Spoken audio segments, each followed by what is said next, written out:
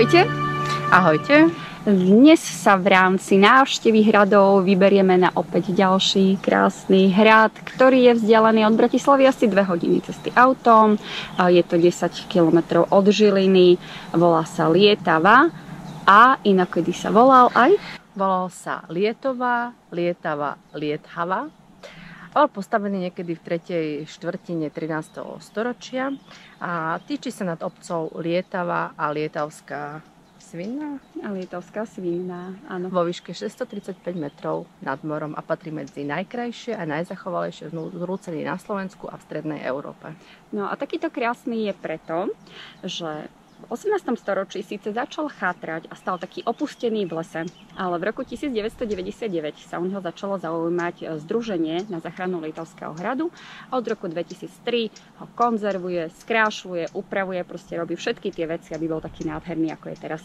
Áno, a stojí tam na tom kopci, ako sme si už povedali, od 3. štvrtiny 13. storočia. Nechal ho postaviť rod Balašovcov. Neskôr v 14. storočí sa ho zmocnil kto iný ako Matúš tak Trenčiansky. Po jeho smrti pripadol do rúk kráľa Karla Roberta z Anžu a ten ho vrátil zase rodine Balašovcov. Taká písomná zmienka zo 17.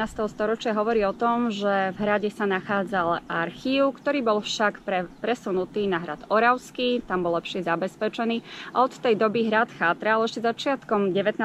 storočia si ho kúpil Mr. Popper. Nebol to Mr. Popper, bol to Baron Popper, ale odvtedy naozaj už len stal taký opustený a nič sa s ním nedialo. A teda až dovtedy, kým sa ho nepokúsili zachrániť. V súčasnosti na hrade je rozsiahla zbierka. Môžete si popozerať, ako to tam vlastne vyzeralo. Môžete si to dokonca aj ohmatať, pretože od roku 2018 je tam tzv. Hmatová expozícia. No, takže každý si chytí, čo bude chcieť. No a keď sa sem už vyberiete, sem do tejto Lietavy, tak by ste sa mali ísť pozrieť aj na kamenné dvojkreslo. Hovorí sa, že ho vytesali talianskí kamenári, ktorí sa nudili asi, keď pri stavbe mostu do Budatína. Alebo taktiež sa hovorí podľa jednej veľmi starej legendy, že ho nechal postaviť staroveký kmeň alebo rod Frígov a slúžil ako ich oltár. Tam proste pri nejakých tých bohanských slávnostiach obetovali nejaké veci svojim bohom alebo boh vie čo ešte iné. V každom prípade je odtiaľ krásny výhľad na Lietavský hrad a na okolitú prírodu, na kopce Malej Fatry, takže určite sa oplatí si to ísť pozrieť. Áno, len si nesmiete do toho kresla sadnúť, pretože to kreslo sa pozerá úplne opačným smerom. No a na hrad samotný sa dostanete po modrej turistickej značke práve z Lietavy. Je to asi tak 30 minút, trošku do kopčeka, alebo po zelenej turistickej značke z Lietavskej Svinnej. A keď si to tak pekne všetko obzriete, budete unavení a zničení, tak sa môžete zregenerovať do kúpeľov Rajeckej Teplice, ktoré sú jedné z najkrajších kúpeľov na Slovensku. No a my sa ideme teda pozrieť na ten krásny hrad. A vy poďte s nami. Áno.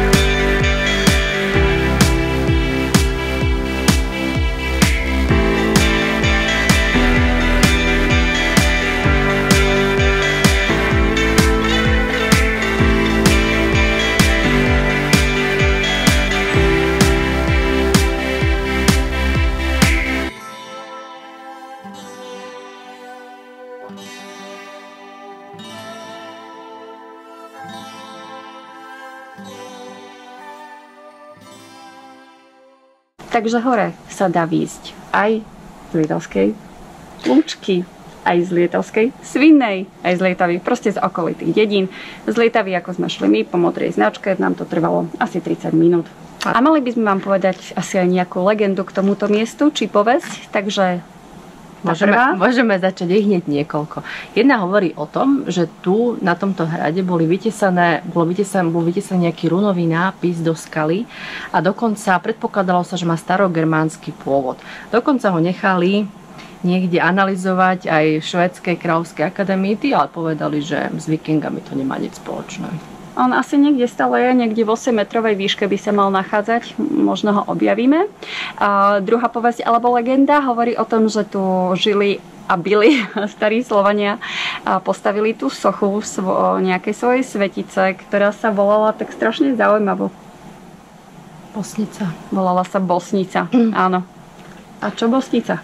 Bosnica, takto, tí Slovania tu pôsobili ešte predtým, ako tu stal tento krásny hrad. Áno, logicky. A Bosnica, ich bohyňa proste stála tuto na tomto kopci, v jednej ruke držala diamantovú zemagulu, v druhej ruke držala aj jablko, proste tam jednoducho takto stála a kráľovala. Za ňou stáli ďalšie 4 bohyne, napríklad bohyňa Lada a nedaleko z Rukotál mali potôčik a do potôčika tieto bohyne obetovali napríklad medovú vodu v čase, keď boli nejaké horúce dni. Neviem prečo práve medovú vodu, ale tak... Neviem, ale môžeme vyskúšať vypustiť medovú vodu do umývadla, že to má nejaký účinok. No a tá posledná legenda hovorí o Jánošikovi, ktorý je pravdepodobne celému ľudu slovenskému známy. Bohatým brával a chudobným dával. A keďže bohatí boli zúfali z toho, čo Janošik tu robí v tomto okolí, tak sa tu na hrade Lietava rozhodli, že si pripravia na ňo akčný plán. Áno, pripravili si akčný plán, páni sa stretli, hodovali a pán Skalka navrhol, že bude čo nevidieť jarmok v Žiline a že tam proste sa všetci stretnú s ich hajduchmi a toho Janošika tam proste zlápajú. Plán to bol vynikajúci, všetci súhlasili, pripeli si na to, no a pán Skalka celý spokojný odišiel. Áno, a z ničoho nič sa rozleteli dvere a pán Skalka prišiel. Iný pán Skalka všetkým začal vykladať, čo sa mu po ceste stalo. Samozrejme, že mu neverili. Jeho totižto prepadol Janošik s družinou. Vyzliekli ich, zobrali im všetky veci a prišli Janošik prezlečený so svojimi chlapmi na túto oslavu. Čiže Janošik si sám pripravil svoj plán. Keď všetci si skontrolovali svoje koče, tak zistili, že ich stihli aj olúpiť. Takže Janošik bol naozaj veľmi šikovný. Áno, Janošik skončil svoju púť potom niekedy neskôr, ako sa pošmykol na tom hrachu, ale to je iný príbeh. To je iný príbeh a ten si povieme na budúce, keď nás budete ďalej sledovať. Takže sledujte nás naďalej na našich sociálnych sieťach, našu web stránku, počúvajte nás, čítajte nás a zostaňte s nami. Tešíme sa aj na budúce. Tešíme sa. Ahojte. Ahojte.